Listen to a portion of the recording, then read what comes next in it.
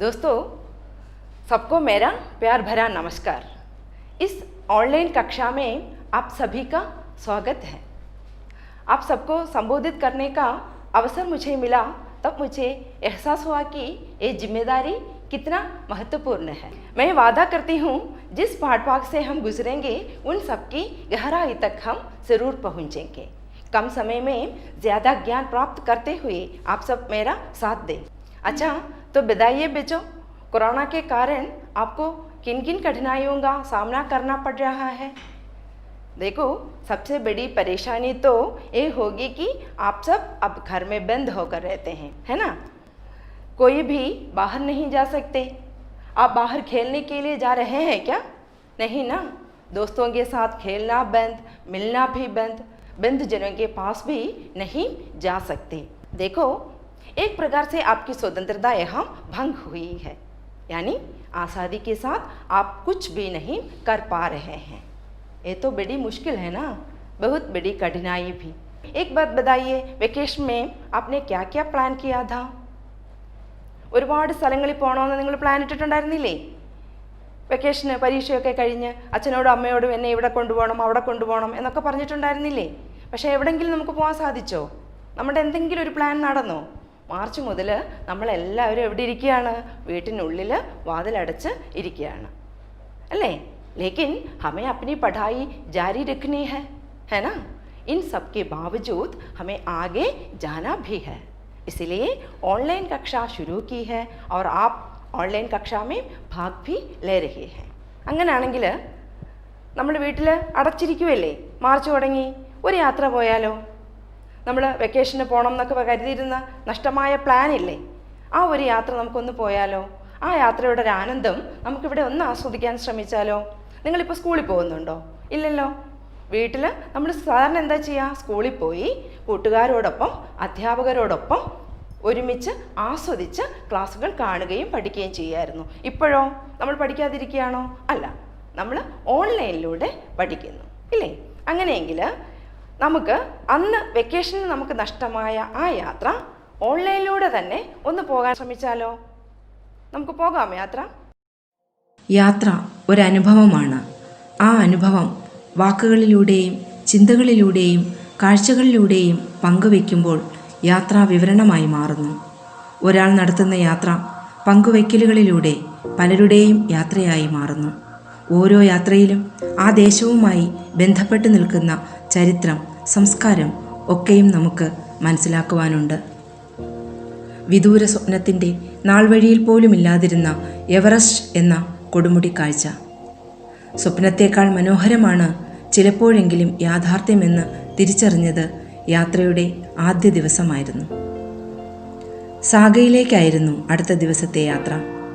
കാഠ്മണ്ഡു മുതൽ സാഗ വരെ ഏറ്റവും പ്രകൃതി രമണീയമായ കാഴ്ചകൾ.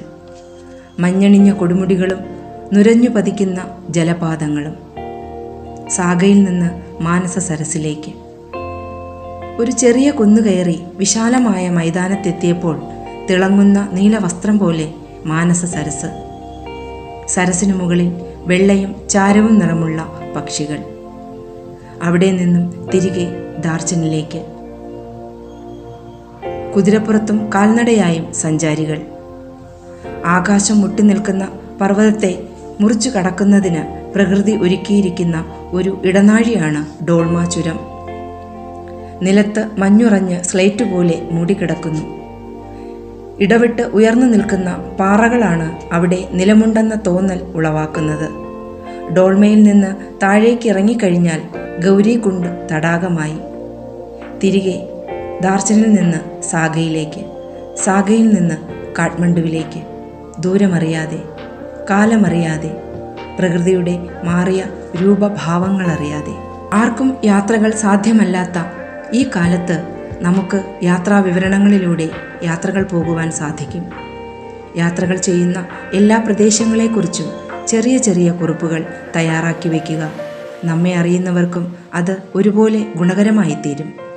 യാത്രാ വിവരണങ്ങൾ അല്ലെങ്കിൽ സഫർ നാമകൾ അങ്ങനെയാണ് പ്രസക്തമാകുന്നത്. മൻസിലേം ഉൻഹീങ്കു മിൽത്തി high ജിൻകി Zindagi may Zafar ഹോത്താ high. നമ്മൾ വീഡിയോ കണ്ടില്ലേ? ഇഷ്ടമായോ എല്ലാവർക്കും? ആ വീഡിയോ എങ്ങനെ ഉണ്ടായിരുന്നു? നോക്കൂ, നമ്മൾ വീട്ടിൽ അടച്ചിരുന്ന നമ്മൾ ഏതെല്ലാം സ്ഥലം വരെയാണ് പോയി വന്നതെന്നൊന്ന് നോക്കൂ. ഇസ് വീഡിയോ में कई जगहें हमने देखी है और उन जगहों का विवरण भी सुना. यानी आप कहीं अगर जा रहे हैं तो जाकर क्या करेंगे? जाकर वहाँ शॉपिंग करेंगे और वापस आकर सो भी जाएंगे. कुछ दिनों के बाद क्या होता है? आप भूल जाएंगे आपने वहाँ क्या क्या देखा. शायद कुछ जगहों के नाम तो आपको याद होंगे, लेकिन सभी जगहों की याद आपको नहीं रहेगी. इसलिए आपको क्या करना है? जब भी आप यात्रा करके लौटेंगे, लौटते वक्त ही अपनी यात्रा का वर्णन अपनी भाषा में, अपनी डायरी में या कहीं भी लिखने की कोशिश कीजिए. लिखते समय आपको ध्यान देना चाहिए कि उस जगह की जानकारी हो जहां आप सफ़र कर रहे हैं और उस सफ़र में साथ आने वालों का जिक्र होना चाहिए. यात्रा के दौरान होने वाले अनुभव, वहाँ मिलने वाले लोग, वहाँ की संस्कृति आदि का भी वर्णन हो. भाषा सरल और प्रवाहमय हो. सफ़रनामा का एक शीर्षक भी हो तो अच्छा लगेगा. इससे क्या होगा? कई दिनों के बाद यादों को ताज़ा कर पाएंगे. നമ്മൾ എവിടെയെങ്കിലും യാത്ര പോകുമ്പോൾ വെറുതെ അവിടെ പോയി ഷോപ്പിംഗ് ചെയ്ത് കറങ്ങി ഇങ്ങി വന്നാൽ പോരാ. കുറച്ച് കാലം കഴിഞ്ഞിട്ട് നമ്മൾ ഓർക്കും നമ്മൾ എവിടെയാണ് പോയത്, ഏതൊക്കെ സ്ഥലങ്ങളാണ് കണ്ടത്, നമ്മൾ മറന്നു പോവില്ലേ? അതുകൊണ്ടാണ് പറഞ്ഞത് നമ്മൾ പോയി വന്നു കഴിഞ്ഞിട്ട് എന്ത് ചെയ്യണം? ആ പോയ സ്ഥലങ്ങളെക്കുറിച്ച് രേഖപ്പെടുത്തി വെക്കണം. വേറെ എന്തൊക്കെ രേഖപ്പെടുത്തണം? ആ പോയ സ്ഥലത്തിൻ്റെ പ്രത്യേകതകൾ, അവിടുത്തെ ജീവിത രീതി, അവിടുത്തെ ഭാഷ, ഇതെല്ലാം നമ്മൾ എന്ത് ചെയ്യണം? രേഖപ്പെടുത്തി വെക്കണം. അങ്ങനെ ആരോ രേഖപ്പെടുത്തി വെച്ചതാണ്. നേരത്തെ നമ്മളൊരു യാത്രാ വിവരണം കണ്ടില്ലേ? ഒരു യാത്ര പോയില്ലേ നമ്മൾ? അത് ആരോ രേഖപ്പെടുത്തി വെച്ചതാണ്. അതുപോലെയുള്ള യാത്രകൾ ഇത്തരം ലോക്ക്ഡൗൺ കാലത്തോ അല്ലെങ്കിൽ നമുക്ക് യാത്രകൾ ചെയ്യാൻ സാധിക്കാത്ത സമയത്തോ നമുക്ക് കഴിഞ്ഞു പോയ നിമിഷങ്ങളെ, ആ രസമുള്ള നിമിഷങ്ങളെ നമുക്ക് തിരിച്ചു വിളിക്കാൻ തീർച്ചയായിട്ടും ഈ രേഖപ്പെടുത്തലുകൾ നമുക്ക് സഹായിക്കും. അതുകൊണ്ട് ആ യാത്രയെ രേഖപ്പെടുത്തുന്നതിന് എന്താ പറയുക? യാത്രാ വിവരണം. इस तरह की यात्रा का वर्णन हमने देखा. साहित्यिक विधा में इसे यात्रावृत्त कहेंगे, सफ़रनामा कहेंगे. सफ़र माने यात्रा. यहाँ वीडियो में हमने एक सफ़रनामा का दृश्य देखा. इस तरह का सफ़रनामा आपकी पाठ्य पुस्तक में भी है, तो उसके बारे में हम देखेंगे. मेरा विश्वास है आप लोग पहली इकाई के तीनों पाठ भागों से पूरी तरह परिचय प्राप्त कर चुके हैं, है ना? तो चलिए अब दूसरी इकाई की ओर. इस इकाई में हिंदी भाषा तथा साहित्य का महत्व, उसकी गरिमा और लोकप्रियता से परिचित कराने वाले 4 पाठभाग है. दूसरी इकाई का नाम है निज भाषा उन्नति अहै. मतलब है मातृभाषा के बिना किसी भी समाज की उन्नति संभव नहीं है. मातृभाषा यानी कि निज भाषा, अपनी भाषा. हिंदी हमारी अपनी भाषा है. हम मलयालियों के लिए वह मातृभाषा नहीं, लेकिन हमारी भाषा है, हमारी भारत की भाषा है. हिंदी की उन्नति से ही भारतीय समाज की उन्नति संभव है। यही इस इकाई का संदेश है। इकाई का पहला पाठ है सूरीनाम में पहला दिन। यह एक सफ़रनामा है। जो यात्रा वीडियो के सहारे हमने की थी, उसी तरह सूरीनाम की भी कुछ लोगों ने यात्रा की। सूरीनाम में विश्व हिंदी सम्मेलन चल रहा था। उसमें भाग लेने के लिए लेखक हिमांशु जोशी और उनके मित्र जा रहे थे। उस समय उन्होंने वहाँ क्या क्या देखा और क्या क्या अनमोल अनुभव वहाँ उन्हें प्राप्त हुआ, इन सब का वर्णन इस पाठ में है। तो अब हमें भी उनके साथ सफ़र करना है। सूरीनाम जानते हैं कहाँ है? नहीं ना, सूरीनाम भारत के बाहर है। अब आपको एक शंका उठी होगी, भारत के बाहर है सूरीनाम, तो वहाँ हिंदी कैसे? वहाँ हिंदी का क्या स्थान है? वहाँ विश्व हिंदी सम्मेलन कैसे हो रहा है? वो भी हिंदी तो भारत की भाषा है, तो वह विश्व हिंदी सम्मेलन के रूप में सूरीनाम में कैसे मनाया जाता है? आदि आदि अनेक शंकाएं ज़रूर उठी होगी, है ना। अब हम देखेंगे यहाँ हिंदी सूरीनाम में कैसे पहुँची। दोस्तों, हिंदी भाषा सूरीनाम में ही नहीं, भारत के बाहर बहुत सारे देशों में बोली भी जाती है, पढ़ाई भी जाती है। मुख्य भाषा के रूप में सूरीनाम में हिंदी है अब भी। तो हिंदी भारत के बाहर कई जगहों पर यात्रा कर चुकी है, कर रही है और करती रहेगी। इसलिए देखो, आपकी पाठ्य पुस्तक में प्रसिद्ध कवि सुमित्रानंदन पंत की उक्ति दी गई है, हिंदी हमारे राष्ट्र की अभिव्यक्ति का सरलतम स्रोत है। क्योंकि हमारे देश की संस्कृति अगर किसी भाषा से बाहर जाएगी तो वह हिंदी के द्वारा है। इस प्रकार हिंदी भाषा के साथ साथ हम भी इस सफ़र को जारी रखेंगे। सूरीनाम जाएंगे और जाने के पहले सूरीनाम पर हिंदी के पहुंचने का कारण भी जानेंगे। तो दोस्तों, अब हमारा सफ़र शुरू हो हिंदी की दुनिया में। अब हम सूरीनाम की ओर सफ़र करेंगे। आप सब तैयार हैं ना सूरीनाम की यात्रा के लिए? सब अपना बैग पैक कर लीजिए। सूरीनाम में पहला दिन। सूरीनाम के बारे में हमको एक प्राथमिक जानकारी हासिल करनी है। कहीं भी हम जा रहे हैं, उस जगह के बारे में एक प्राथमिक जानकारी प्राप्त करके ही हमें യാത്ര शुरू करनी है. അതായത് നമ്മൾ എവിടെയെങ്കിലും പോകണം എന്ന് തീരുമാനിച്ചാൽ ആദ്യം നമ്മൾ തീരുമാനിക്കേണ്ടത് എവിടെയാണ് പോകേണ്ടത് എന്ന്, അല്ലേ? എന്നിട്ട് ആ സ്ഥലം എവിടെയാണ് സ്ഥിതി ചെയ്യുന്നത്, എന്താണ് അവിടുത്തെ ഭൂപ്രകൃതി, എന്താണ് അവിടുത്തെ കാലാവസ്ഥ, അവിടുത്തെ ജീവിത രീതി എന്താണ്, അവിടുത്തെ ഭാഷ എന്താണ്, ഇതെല്ലാം നമ്മൾ മനസ്സിലാക്കിയിട്ട് വേണം ഒരു സ്ഥലത്ത് പോകാൻ തീരുമാനിക്കേണ്ടത്, വേണ്ടേ? ഇതെല്ലാം അതിൻ്റെ അടിസ്ഥാനപരമായ വിവരങ്ങളാണ്. അതുകൊണ്ട് നമ്മൾ ഇപ്പോൾ സുരിനാമിലേക്ക് പോകുന്നു. അവിടുത്തെ പ്രാഥമിക വിവരങ്ങളും നമ്മൾ അറിഞ്ഞിരിക്കേണ്ടതുണ്ട്. तो वह प्राथमिक जानकारी मैं आपको अभी बता देती हूँ और उसके बाद हम यात्रा शुरू करेंगे. देखिए सूरीनाम कहाँ स्थित है.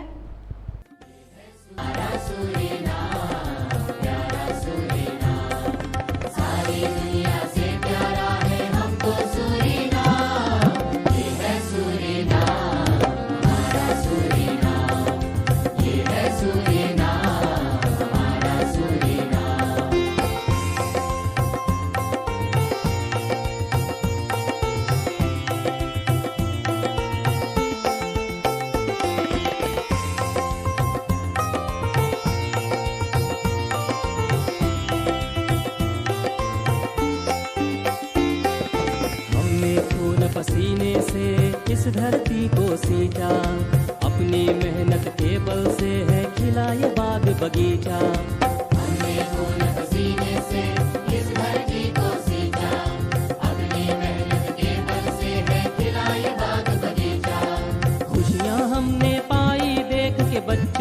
मुस्कान।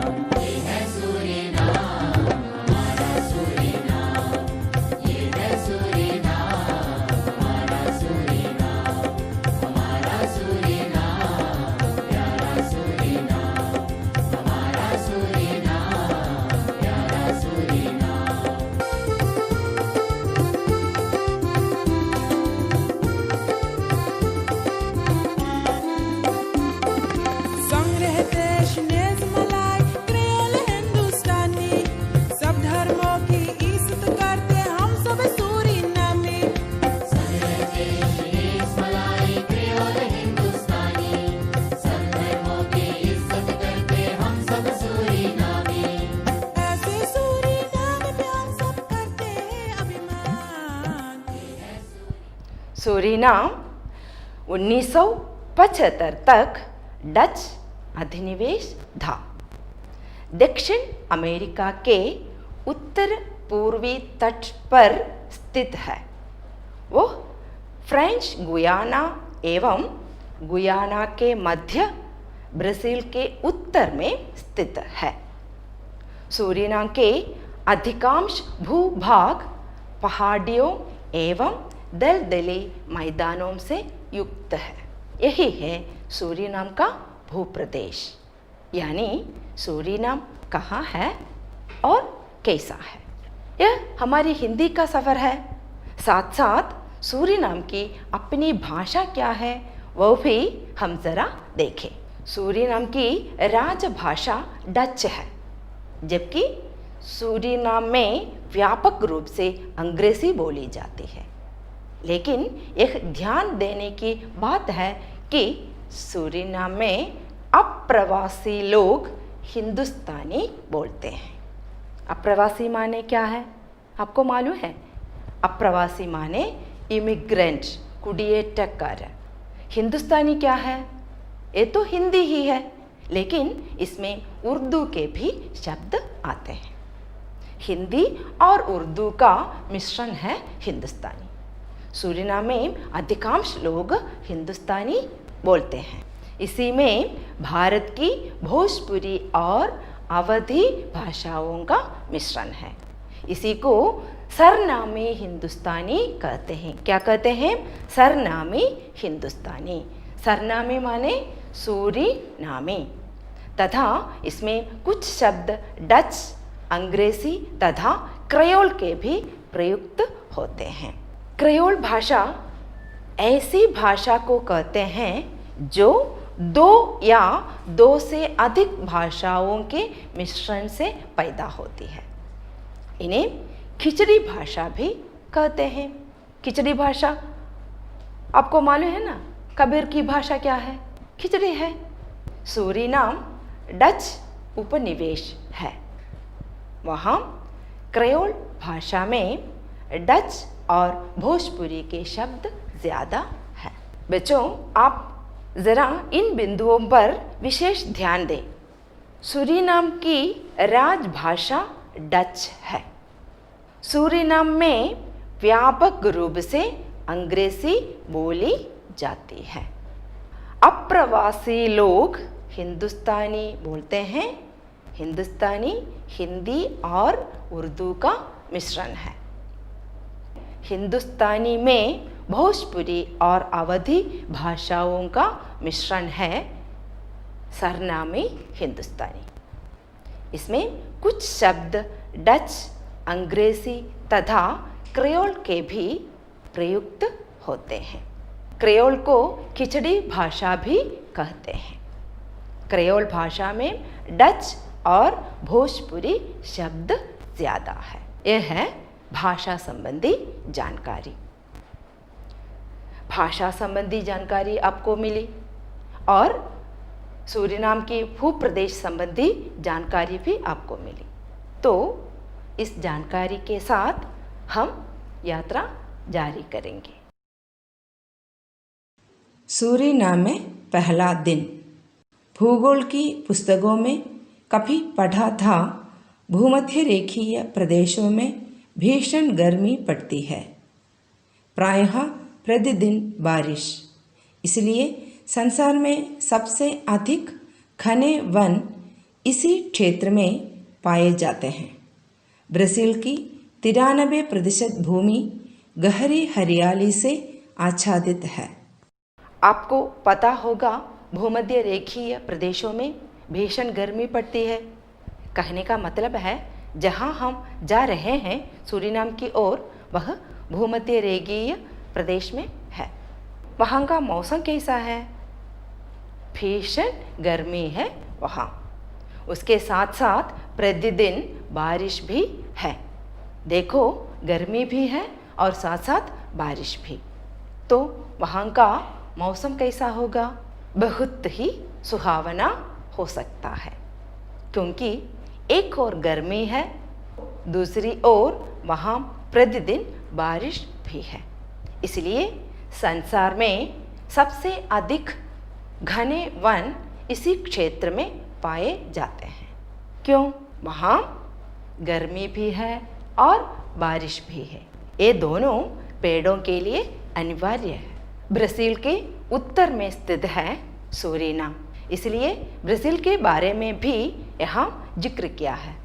ब्राज़ील के 93%, 93 माने क्या है? संख्या आपको मालूम है हिंदी में? 93 माने 93% भूमि गहरी हरियाली से आच्छादित है। हमारे लिए तो एक सपना है। ब्राज़ील में तो अब भी 93% भूमि गहरी हरियाली से आच्छादित है। इसका कारण क्या है? इसका कारण है वहाँ भीषण गर्मी भी है, साथ साथ वहाँ പ്രതിദിൻ ബാരിഷ് भी मिलती है. നമുക്കറിയാം ഭൂമധ്യരേഖാ പ്രദേശങ്ങളിൽ അതികഠിനമായ ചൂടും അതുപോലെ തന്നെ തുടർച്ചയായ മഴയും ഉണ്ടാകുന്നു. അതുകൊണ്ട് തന്നെ അവിടെ നിബിഡ വനങ്ങൾ ധാരാളമായി കാണപ്പെടുന്നു. ബ്രസീലിൻ്റെ 93% പ്രദേശങ്ങളും പച്ചപ്പ് നിറഞ്ഞതാണ്. तो आगे देखिए. अतीत का यह पढ़ा आज प्रत्यक्ष देख रहे हैं. विमान से झांक रहे हैं. नीला जल, काले घने बादल और दूर कहीं हरियाली के छींटे. ब्राज़ील के उत्तर में स्थित सूरीनाम के भूप्रदेश का वर्णन भूगोल की किताबों में ही पढ़ा था, लेकिन अभी तक हमने प्रत्यक्ष देखा नहीं. आज हम देखने जा रहे हैं. यहाँ अतीत का पढ़ा. अतीत का पढ़ा माने क्या है? जब भी हम किसी जगह का वर्णन पुस्तकों में पढ़ेंगे तो हमारे मन में एक चित्र आ जाता है. वो चित्र प्रत्यक्ष रूप से देखते हैं तो और भी रसीला और सुखदायक बनेगा. सूरीनाम में जैसे हम सफ़र कर रहे हैं, हम विमान से देख रहे हैं. क्या क्या देख रहे हैं हम विमान से? नीला जल है. आकाश में क्या है? आकाश में काले घने बादल है. दूर दूर हरियाली दिखाई दे रही है. പുസ്തകങ്ങളിലൂടെ മാത്രം കണ്ട ഒരു ലോകത്തെ ദാ വിമാനത്തിലെ ജനാലയിലൂടെ നമ്മൾ ആദ്യമായി കാണുകയാണ്. നീലക്കടൽ, കറുത്ത മേഘങ്ങൾ, ദൂരെ ദൂരെ ഹരിത പ്രദേശങ്ങൾ. നോക്കൂ, എത്ര മനോഹരമായിട്ടാണ് ഭൂമിയെ വർണ്ണിച്ചിരിക്കുന്നത്. നീല ആകാശം, കറുകറുത്ത മേഘങ്ങൾ, പച്ചപ്പ് നിറഞ്ഞ പ്രദേശങ്ങൾ. सफ़रनामा में सूरीनाम का वर्णन करने के लिए कई विशेषण शब्दों का प्रयोग हुआ है, जैसे भीषण गर्मी. ये देखिए, इस प्रकार के शब्द पठित भाग से ढूंढकर खंबा भरे और अपनी टीचर को दिखाए. ठीक है, तो हम आगे देखें. विमान उतरने की प्रक्रिया में धीरे धीरे धरती की ओर झुक रहा है. यात्रियों का कौतूहल भी बढ़ता चला जा रहा है. लगभग 20,000 किलोमीटर की लंबी यात्रा के पश्चात एक प्रकार के सुकून का एहसास. देखिए बच्चों, हमारा विमान उतरने की प्रक्रिया में धीरे धीरे धरती की ओर झुक रहा है. देखो सभी अपना सीट बेल्ट बांधे रखिए। विमान अभी उतरने के लिए झुक रहा है। यात्रियों का कौतूहल भी बढ़ता चला जा रहा है। लगभग 20,000 किलोमीटर की लंबी यात्रा के बाद एक प्रकार के सुकून का एहसास। देखो हम कितने किलोमीटर दूर आ गए हैं। 20,000 किलोमीटर लंबी यात्रा, छोटी यात्रा नहीं। इस लंबे सफ़र में हमारा विमान धीरे धीरे उतरने की प्रक्रिया में है। वह धरती की ओर झुक रहा है। यात्रियों का कौतूहल बढ़ता जा रहा है। जब हम विमान में बैठेंगे तो जैसे ही विमान नीचे उतरेंगे, हमारे मन में एक प्रकार का कौतूहल बढ़ता जाएगा। क्यों? क्योंकि हमारी जो स्वप्न भूमि है सूरीनाम, उसे देखने हम जा रहे हैं। इसलिए हमारा कौतूहल बढ़ता जा रहा है। हम इतनी लंबी यात्रा करके यहाँ तक आ गए हैं। आप सब थक गए होंगे, पर उसके साथ साथ सबके मन में एक सुकून का एहसास भी है ना? क्या है सुकून का एहसास? सुख का അനുഭവം. വിമാനം പതുക്കെ പതുക്കെ ഭൂമിയെ തൊടാൻ ഒരുങ്ങുകയാണ്. യാത്രക്കാരുടെ ഉള്ളിലെ കൗതുകം ഉയർന്നുകൊണ്ടേ ഇരിക്കുന്നു.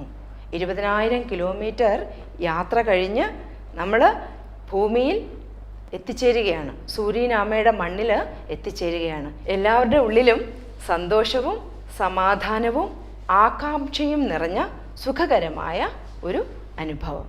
आप एक नई जगह देखने वाले हैं, वहाँ के लोगों से मिलने वाले हैं। यह एक प्रकार के सुख का अनुभव है ना? तो चलिए थोड़ा आराम करें। कल हमें यात्रा करनी है। धन्यवाद।